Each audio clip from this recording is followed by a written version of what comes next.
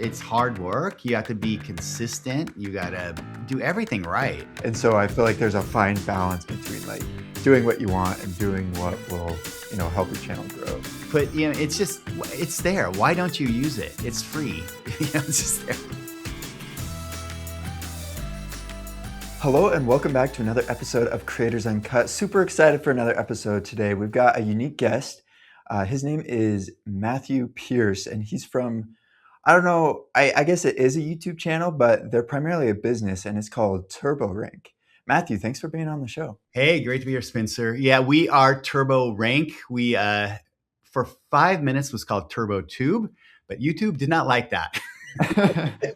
And being that we want to cooperate with YouTube and help people grow their YouTube channels, we thought we'll do whatever you tell us, YouTube. We learned that lesson many times. Yeah, I gotta bow down to YouTube. So for our viewers who may not know you or what TurboRank is, why don't you go ahead and tell us a little bit about yourself and kind of what you do? Sure. No, I love to, and I think there is a lesson in here for just about anyone.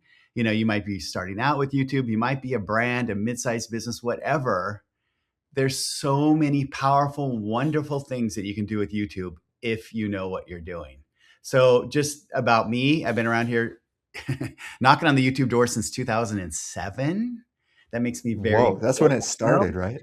That's when it started. And the reason for that is I started my career in radio. I was on radio. Oh, okay. Syndicated radio shows. This is when Howard Stern was on the radio, not Sirius XM. Everything was radio in my life. And then around 2006, I decided to take some of these radio shows that I was producing and turn them into podcasts.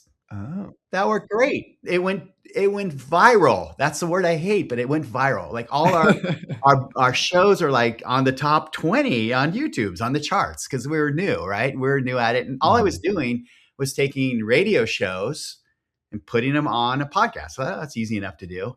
In fact, one little story, we didn't even have a podcast server, and this company was teaching people how to invest in real estate. So they put it on their mortgage company server. Their mortgage company business shut down for like 24 hours because they got so many people streaming there. And they were like, I am so pissed at you. I'm like, dude, you've got this many listeners that watch this huge huge podcast for them. So it worked out wonderfully. But anyways, took all that podcast stuff and said, well, let's just plop it on YouTube. It's just the same thing I'm doing here, radio. Then it didn't work. It worked terrible. Their radio show and their podcast was greatly listened to, viewed, interacted with, but the YouTube channel just kind of sat there, got 5, views. It's because we were just taking the radio show and like putting an image on it, just no thought. I didn't know what the heck I was doing in YouTube. So I said, basically I got to kind of try to figure this out. It's not just a dumping ground where you put content on. It's actually a search engine, right? So the other channels, podcasting, obviously not radio, that is not a search engine, really. It's just you put it up there and you publish consistently. So I'm like, oh, that's interesting. Maybe there's some things I can do to actually like get ahead of the game here. And that's just kind of took me off on my little study on optimization on YouTube. Gotcha. I thought I was so smart. I am not so smart because I have a data scientist working for me. And I'm like, oh, that's cool. So do they like study everything about YouTube and like the data that you see? No, she studied how to bring oil out of the ocean. Oh, nothing to do with YouTube, but she's just smart and she knows science. Gotcha. And she knows, like stuff. I'm more the creative, so that's great too. You need a couple people in the game. Yeah. Jumping back just a little bit, what got you into radio? I'm curious. Do you like being like creative or like talking to people? Is that kind of what got into it? I was 9 years old. My parents took me to the ski resort and it was going to be great. And there was a little, like, it's this little teeny guy in a booth doing radio and he was throwing all his records on the ground. And they couldn't drag me away from that radio station. And I told the guy, can I just hang out with you all day? I'm like a 9, 10-year-old little kid. He's like, yeah, I'm throwing the records on the ground. You got to put them back on the shelf. Just like, I wanted nothing more in my life from that point on. So yeah. That's And, awesome. it's creating content. It was a different era, and I still love radio. I've still involved, but more on the YouTube side now. Yeah, yeah, that's awesome. Also a note, sorry, I keep jumping back, but also a note on the podcast. Personally, I'm not a huge podcast listener, but I know that they're huge. Well, Yeah. actually, it's kind of ironic because this is a podcast, but I've always wondered how, before YouTube, like people found podcasts because there isn't that same search engine like YouTube has. They So were I so always found that cliche. They interesting. were so 'Cause I did a lot of business shows. That was sort of my main thing and sort Mhm. of where I ended up with. But I knew that, like, I put the word gold in the title, or if I put Warren Buffett in the title, like we would get more downloads. So there was a Oh, little bit of SEO involved in it. I always thought about like writing. I mean, like people didn't even write clickbaity ever on a podcast, but I would kind of dabble in right. it a little bit. I would like, let's try to make it a little more interesting. And the thing about the podcast, honest, I do feel like they tend to be more loyal than the YouTube. YouTube is just like, you go into this huge mall and you got every store in the world that you could dream of, and you're just like, oh my god, I got over there. Yeah. Podcasts, they tend to kind of, they're lazy. Maybe they're in their car listening. They don't have time to search like that, so they stick with you. But the YouTube, there's so much more you could do. Like, here's the thing: YouTube wants to help you, right? The podcast engines, they don't Mhm. want to help you. YouTube wants to find more people to come to your channel, to come to your videos, because they make more money, Yeah. more time they're watching. So you got to figure out how to let YouTube do the heavy lifting and not fight YouTube. That was my biggest mistake when Mhm. I started. I was trying to fight YouTube. Oh, I'm going to do this. This clickbaity kind of thumbnail. I'm going to none of that. Do everything they want you to do. Don't even, Yeah. and then more. It's like you said, bow down to YouTube a little bit. Yeah, and now YouTube is like the biggest podcast platform. Partly that's probably because how many users use YouTube, but I think it's because, like you said, they want to help people. They have that search engine, so it's just easier to, find podcasts and stuff like that. So, Yeah. diving a little bit more into YouTube, you kind of help people optimize their channels. So, with the clients that you work with, what kinda things do you do to, like, help them improve their channel or start a channel? Yeah, for sure. So first thing, mindset change from almost, it could be a big brand. I mean, we've worked with some really big brands, and they just kind of, even as a big brand, use it as a place to just throw a bunch of content on there without any thought at all. So the first thing we do is say, hey, look, this is the second largest search engine. It's a big social engine. It's the way people convert if they're trying to buy something. Oftentimes they'll see it, a commercial, whatever, they'll go and they'll search for it. They'll find the YouTube video on it. So you're given an unboxing or a demo or a Mhm. real life human face talking about their experience with the product. It's so overly powerful. So I get them to kind of think about, like, first off, the potential here, because it's not, Mhm. this little thing that you push to the side. This is something you should be putting a lot of energy into, in my opinion.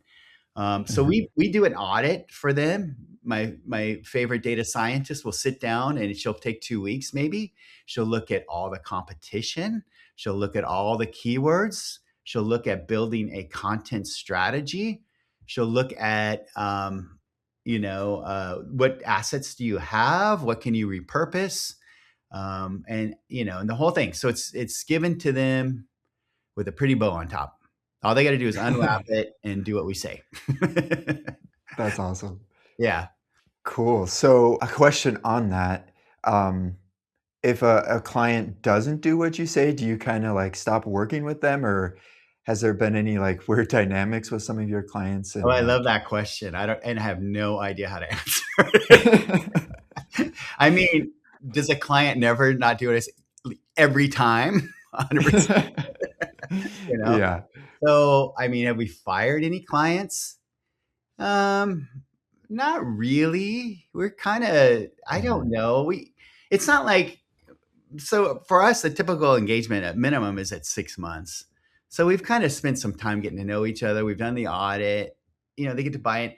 I think the big disappointment for me is that people will go and they'll see success because we report on it every month. We give them a really nice report. We show them weekly metrics on our own dashboard. Mhm. Everything is like great, but life gets in the way, or priorities change, or there's new marketing people moving in, and it's just there's like chaos then.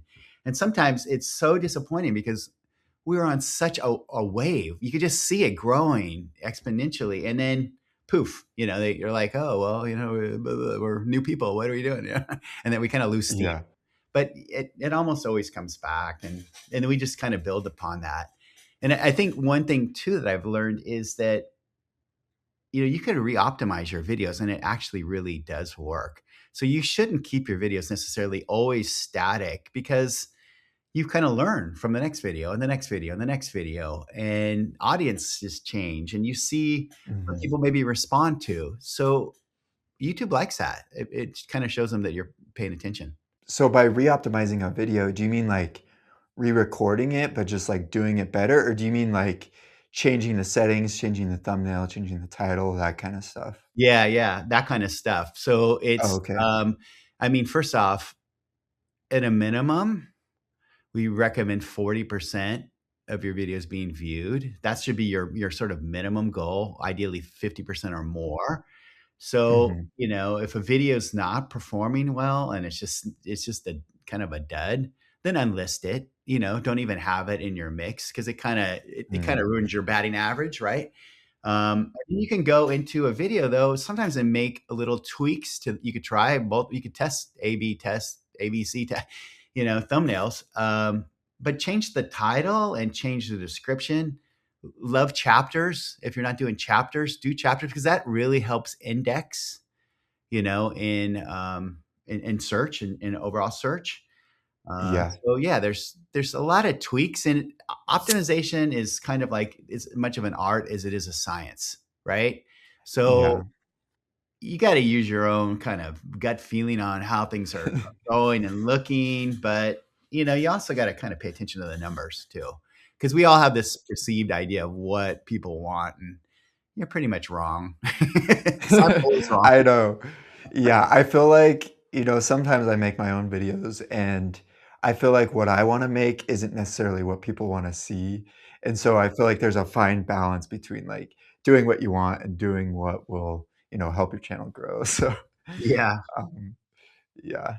So, for those of you who don't know, I usually meet with our guests, just for a little bit to get to know them and, kinda get to know about their channel and stuff. So when I first met you, Matt, you mentioned like a Reddit strategy. I don't know if you just kind of said that, but I'm curious what that entails because I have a story that kind of goes along with it. But what kind of do you do with Reddit or maybe sharing to other platforms? This is part of our secret sauce. So Oh, yeah. optimization is all, and I'm going to share my secrets, so don't worry. But just Okay. sounds cool, right? But it's part of our, obviously optimization is the foundation, of everything. So you're doing everything to put your best foot forward for YouTube, and then trying to improve that, just being like consistent about that. But you put a little magic, a little fuel on the fire by marketing outside of YouTube, then watch what happens, right? It could really blow up. And we use Quora, we use Facebook groups, but the number one is Reddit. So Oh, why? really? Out of all of them? Oh, by far. I mean, it's almost to the point sometimes, like, why are we Interesting. doing these other things? We like social signals, and so we think social signals still help, when you share it, and YouTube knows everything, Google knows everything, so it all kind of feeds into that, and it's not that hard to do.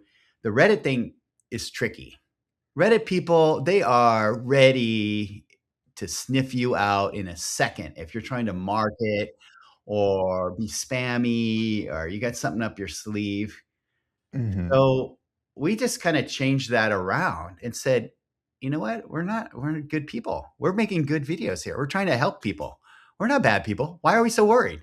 So we kind of go in that mindset and we add to the conversation. Mm. So we say, oh, that's great. You're interested in blah, blah, blah. Guess what? I just watched this video and it really breaks it down.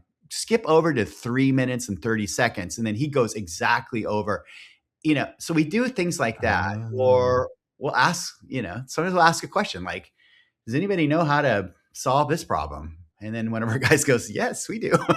And then they add it, right? So it sounds simplistic and it really is. It is. It doesn't take a lot of time, but it takes a lot of like care. If you just plop your videos on some stupid channel, they'll immediately downvote it. You'll be shadow banned. You're trying to add karma into the whole mix here. So that also means many times you don't promote your video. You're not just we do like 10%, 20% where we actually have a promotion of some kind. But we've had 200,000 views. We've had so much traction off of this strategy. It doesn't work every time. It doesn't work every video, but when it does work and it really works, holy, like it's one of those, you wake up overnight and you're like, what in the world happened? How, go to this Yeah. video. Oh, where's that referral traffic? Oh, and you don't even know exactly because this is not even a very good reporting in my opinion, but you can kind of dissect it a little bit and figure it out. Yeah, yeah. That is that is super interesting. I've got one question and then I'll kind of share my story. Yeah, let's hear your So story. I'm curious. So a lot of the times when I go to Reddit, I'm like Googling a question, like how to do a certain thing. And I could see like tutorial YouTube videos being really, really good for Reddit. I'm curious, does it also work for like just entertaining videos that may not necessarily like, teach you something? Is there like forums or like, I guess like how would you go about sharing like an entertaining video on Reddit? Um, I don't know. Does that question make sense? A little bit. You could find a forum, a subreddit of people who like to knit with turquoise yarn. There's the most Oh. random thing. There is a home for everybody on Reddit. I mean, if you like ladybugs, there's whatever it is, there is something for you. But you're saying, like most of my examples are like business related or problem solution. What if you're just entertainment? Have we done that? I mean, we've had like gaming channels and poker. That's kind of like entertainment, I guess. Mhm. Just strictly entertainment, of course. It's just like everything else, and really that's what people want. I think oftentimes to go on Reddit for is for entertainment because you're just, you're bored or whatever. Um, the thing about search though is that like we've got one client and we kind of looked at what people were asking, like the questions they're asking. One of the questions was asking about it's like an awkward product, like how do they ship it? It's a big brand, and so we did some videos on it, and we really promoted and read it. And if you search that, that's like the number one result in Google. And the great thing is they give us a little bit of a commission for every time somebody goes there. Oh. And that little bit of the commission is built and built and built and built and built. Just because we've like added that little SEO thing into it and we figured that out and we promoted that in Reddit and now we're ranking on so many keywords, but that's just like an everyday one. Somebody's going to ask like, well, how do they ship this? How Yeah. do you get an alligator in the mail? Yeah. Yeah, that's awesome. Okay, thank you so much for sharing the secret sauce. Well, let's hear your Uh, story. Your yeah, I mean, so my story's not a great story. It's like, and maybe it's because we weren't doing actually, I know we weren't doing the secret sauce. I think we were too promotional, but me and my wife, we were trying to share some of our videos on Reddit, um, to kinda, promote the channel. We didn't know about the secret sauce. But, I think we were too promotional because, the forums we would, like, share the videos on, it was just, like, instantly, like, taken down. Like you said, it seems like they just, like, are so ready to, like, sniff you out and be like, oh, this isn't real. um, so that's our story. It's not a great one. And so I'm glad you shared I the mean, if secret you sauce of like join some wanting, forums where they're talking about editing or this or that, and you started yeah. adding value to it, then you show them. You can even share a short, right? It kind of brings people to your channel, and that might have been better. There's one tip for your audience. I don't know if it's still even around, but I used to do this a couple of years ago. There's a subreddit called Mealtime Videos. It's just people who want to watch Mm. random videos, and you just publish it. And we would get like so many people watching. I'm like, what is this thing? And it's like people on their lunch break, they just want somebody to give them another suggested Oh, video. So there's things like that out there too that you really don't have to be so crafty about, I guess. yeah. Yeah. That's awesome. Well, I appreciate you sharing the secret sauce. That is super helpful. And we'll probably try it out with a few of our podcast episodes. So, Yeah. um, I guess switching gears just a little bit, I still want to talk about how you help clients. I'm curious, what do you do with a client? Say they've had a YouTube channel for a long time, but it wasn't a focus, and they have a lot of like a lot of videos that are really old, outdated, haven't done too well. What would you recommend for them? Would you like have them unlist them all and like recreate them, or like would you go through and try and optimize all of them? Kind of what would your suggestion be for a person like that? So this is the most common scenario for us that people call Oh, us okay. because they're frustrated because they are spending a lot of energy creating videos, sometimes a lot of budget, and they're just getting nowhere. It's super, super common. So what we do is we do an audit, right? And we go in, we have data scientists do our whole magic. What I've learned and what I didn't expect, because we never did this for our own channel. And I've done like 150 YouTube channels or more. Um, but we just kept going. Like now we like roll it back, and then we build out like a content calendar. We look at the SEO keywords. We kind of think of what do we need to do to go forward to make this better. And then, surprise to me, you can go back and kind of warm up the algorithm. You've got to kind of retrain it to what you've kind of learned with your little homework assignment there, right? So Mm. that means, oh, we're trying to attract arborist. I'm looking at my tree outside. So we're never like YouTube is confused. We're talking about these, leaf issues or whatever. We got to like really reorganize this. So usually, oftentimes we'll go back and we'll re-optimize 20 videos. That takes 2 weeks to do that. Not just the time, but we don't want to do them all at once to kind of slowly train the algorithm. Then with these businesses that we're working with, they've had 2 weeks to kind of follow our suggestion and then kind of create the content that we actually are recommending for them to create.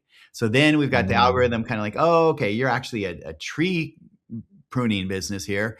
So you're not, talking about fertilizer. So here's your audience, and then here's how we kind of move forward with it. I don't know. I did the tree thing. I'm just looking at my tree outside. Yeah, no, that's a good example. That is, I hope our viewers find that helpful. Because I think there's a lot of YouTubers out there or businesses that just have like you said at the beginning of this episode, they just kind of throw content on YouTube, Yeah.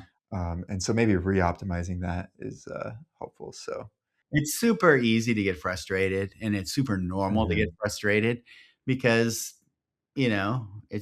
it's hard work. You have to be consistent. You got to do everything right. I mean, it's really hard, but when it works, and it really, really works. Yeah, So, I mean, for almost everybody, I think it's possible to have a really top ranking YouTube channel, but it's not just about like making good content. It's also about having a strategy and keywords and optimizations and titling and marketing.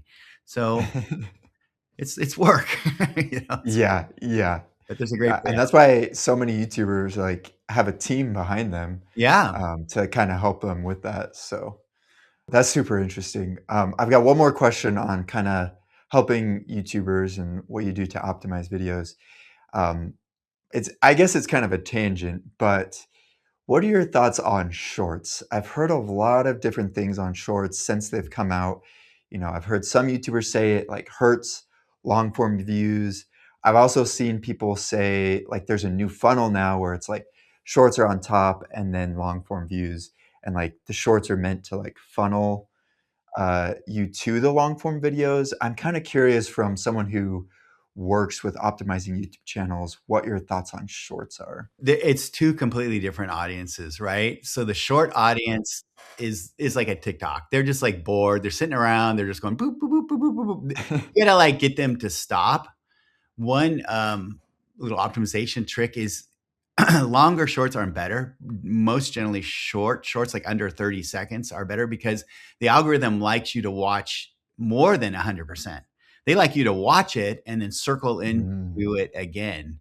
Another reason, don't have like hi, goodbye. No, just like cut it. And then so yeah. you're like, oh, did it stop? What happened? That's kind of like a little optimization trick. But my opinion and what I've seen work, I mean, because when we started, people would say, "Oh, I got a special sales offer. It's only this weekend, so let's put it out there as a short." It's not, it doesn't work like that. It's people that want to be entertained. So use your long form videos like a trailer, right? It's just a tease. Give them the juiciest little part from that video, and then drive them to go to the long form video. And we do see very, very Mm, regularly people will go to the long form video, split it up, and then you could even make. I personally believe this. I'm a little bit in the minority, but I like standalone shorts where they're not just cut downs, where you're actually like mm, sitting and saying, "Hey, we're going to talk about XYZ, and you're a dummy if you don't watch this video." Whatever you want to say to get them to watch it, and that works well too. yeah, But yeah. don't From try to put, it's there. Why don't you use it? It's free. It's just there. yeah, yeah. Another thing. From my experience, the standalone shorts do way better than like Yeah. the taking a segment.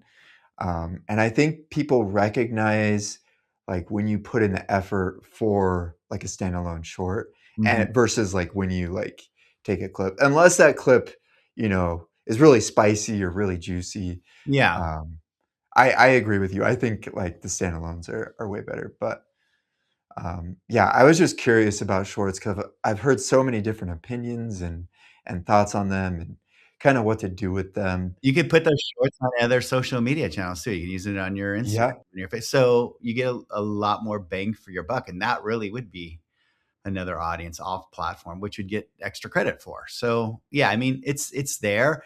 I put the energy into the long form. Honestly, the shorts is like a promotion. This is how I look at it. yeah, that's a good way to say it. So I can agree with that. All right, so I've got two more questions for you, Matt. First one, I don't know if you have any fun stories to share, but this year we're kind of focusing more on stories and experiences. Um, and so I'm wondering, through all the years of doing YouTube and helping people optimize their channel, have you had any really crazy or really memorable experiences of working with someone or doing something that like you'd like to share?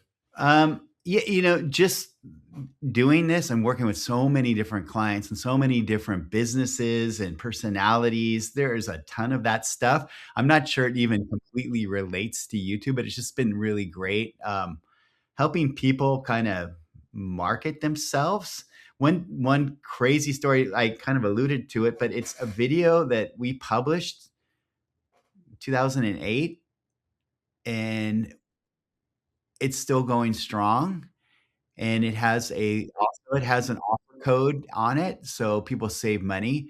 And I mean, it's been very fruitful. So I guess maybe the story there is that, don't be afraid if you're a YouTuber to partner with somebody sometimes. Because I was new. I'm like, well, I know you pay me this amount of money and I do the video for you. But they kind of said, no, you know what? If you do it for us for free, you'll get a little piece of the pie for the rest of, as long as that video's up there. We publish the video, we market it, we keep watering it a little bit. But I mean, it makes a pretty significant amount of money. So that's my little YouTube annuity retirement plan. That's crazy. 2008. How much? That's like almost 20 I years. want That's like I'm just 18 years. I just would love for it to go 20 years, 2000. in '08. I said in '08, right? I think I might have said anyway. So if it could go 20 years, can you imagine? One. And I had a partner at the time, and he's like, "No, we're not doing this. We're not doing it." I'm like, "I'm doing it." I believe in in fate here. Yeah. Yeah, yeah. That's crazy because I feel like all the videos I've seen that are from around that time period are like back then, I feel like nobody really kinda planned out their stuff, like, they just kinda threw stuff on YouTube for funsies. I found Um like I was going it's so stupid. I was working out at the gym, and there were characters in my gym, and I would say, "Hey, will you make some YouTube videos for me?" And I'd like buy them lunch or whatever, and they were just like they were friends and they were relaxed. We're just kind of goofing off. And that sort of organic content that just was real just kind of really resonate with people even today, because it wasn't so planned out. It was so stupidly edited and everything was horrible, but it was so horrible that it was good, you know? Well, Matt, thanks so much for, being on the show. You've had a lot of great advice, and I hope our viewers kinda take that in and maybe apply it to their own channels. I've got one more question for you, and this is kinda one we ask all of our guests. But from your experience doing YouTube, has there been any mistakes that you've made that you feel like you've learned from that might be beneficial to our watchers? I have never made a single mistake in my life. Are you kidding? This is one big mistake and one big learning opportunity. So I guess, you know, maybe not the funnest suggestion, but my learning would be to just kind of have a plan, right? So go in, look at what your competitors are doing. Why are they getting more views? Why are they getting less views? What is their number one video? How did they talk about it? And then kind of build off maybe from there. And then, it's great to make a mistake. You know why? Because you learn from the mistake. You're like, oh, I'll never do that again, but you should embrace the mistakes because it's a learning opportunity. Yeah. Yes, I agree. I can't remember what YouTuber said this, but they said, "Whenever I look back at my old videos, I always cringe just a little bit, but that's a good thing because that means I've improved. I've kinda learned from my mistakes." Yeah. And you should never be happy I mean, I'm always better, better, better. There's always a better. I mean, if you're basketball player, you want to improve your score every year. Mhm. So Yeah, definitely. Awesome. Well, thanks again, Matt, for being on the show. I really appreciate it. sounds great. Yeah, and if anybody out here needs help with their YouTube channel, we kind of tend to focus on businesses that are sort of mid-size or above, but we're happy to help you. It's turborank.co. Don't put that M in there. It's turborank.co. Nice. Awesome.